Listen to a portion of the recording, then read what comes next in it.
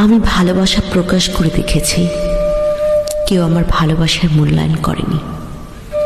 আমি অভিমান করে দেখেছি, কেউ আমার অভিমান ভাঙাতে আসেনি।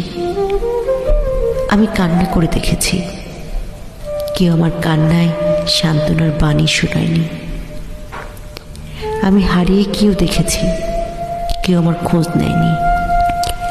আমি বুঝেছি, আমি দেখেছি, আমি শিখেছি, নিজেকে নিজের ভালো থাকার কারণ হতে হবে, নিজেকেই নিজের হাসির কারণ হতে হবে, কষ্টগুলোকে আড়াল করতে হবে, ভালোবাসার প্রকাশ কমিয়ে দিতে হবে, অভিমান করা ছেড়ে দিতে হবে।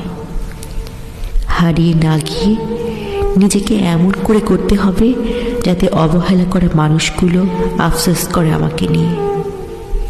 এই নিষ্ঠুরতম পৃথিবীতে নিজেকে কঠিন করে গড়ে তুলতে হবে।